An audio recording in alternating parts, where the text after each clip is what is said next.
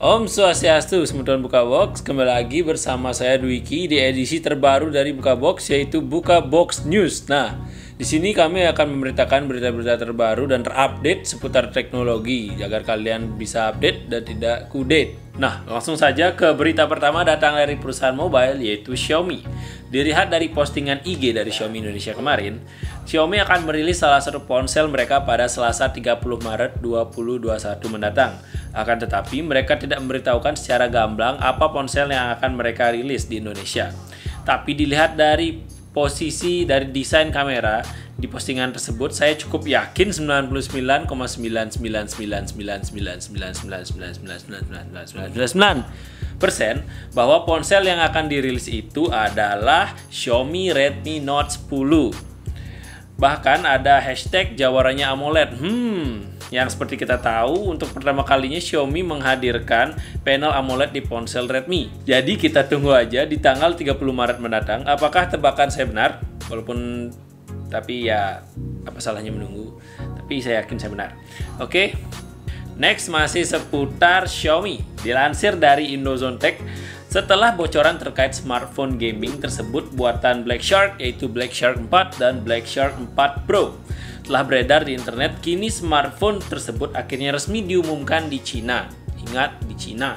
Oke, dan benar saja spesifikasi yang ditawarkan juga nggak main-main. Untuk Black Shark 4 ini ya sudah pasti lebih unggul daripada Black Shark seri kemarin sebelumnya, yaitu Black Shark 3. Juga smartphone ini memiliki build yang jauh lebih elegan dan nggak lebay gitu dibanding yang seri sebelumnya yang terkesan agak lebay dan bakalan mencolok banget sih kalau dibawa. Oke, untuk spesifikasinya, untuk Black Shark 4 yang biasa itu layarnya AMOLED 6,67 inch Full HD Plus 144 Hz.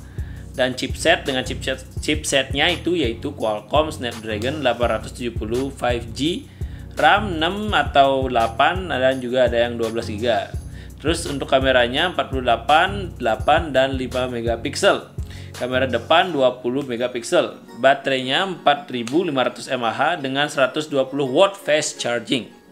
Fitur lain yaitu USB Type-C, fingerprint di samping, NFC, dan 3.5 mm audio jack. Nah, itu untuk yang Black Shark biasa. Terus untuk yang Black Shark Pro, Black Shark 4 Pro, layar AMOLED 6,67 inci Full HD Plus 144 Hz sama, terus juga chipset Qualcomm Snapdragon 888.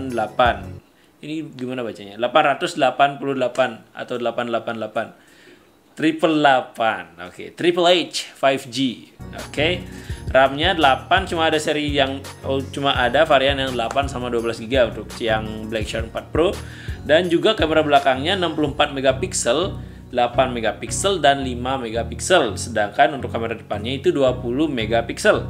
Baterainya juga sama 4500 mAh dengan 120 watt fast charging, dan fitur lainnya juga USB Type-C, fingerprint di samping, NFC, 3.5 mm audio jack. Wow, cukup gahar. Dan untuk harganya, Black Shark 4 dibanderol mulai dengan harga 5,5 juta untuk varian yang 6 GB-nya, sedangkan yang Pro itu dibanderol mulai dengan harga 8,9 juta dengan varian 8 GB-nya. Gimana? Cukup terjangkau kan untuk ukuran smartphone gaming dibanding dengan merek yang lain seperti ROG Phone ataupun juga Razer Phone itu yang cenderung lebih mahal lah daripada HP Xiaomi. Ini kan Xiaomi ya kita bahas. Jadi untuk harga mereka pasti bisa bersaing lah. Oke, berita yang terakhir ini lebih ke berita duka ya.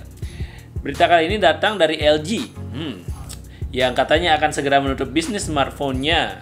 Dilansir dari Indozone Tech juga, LG belakangan ini memang sedang mengalami masa-masa yang sulit pada bisnis smartphone mereka dan terancam tutup karena harus merugi.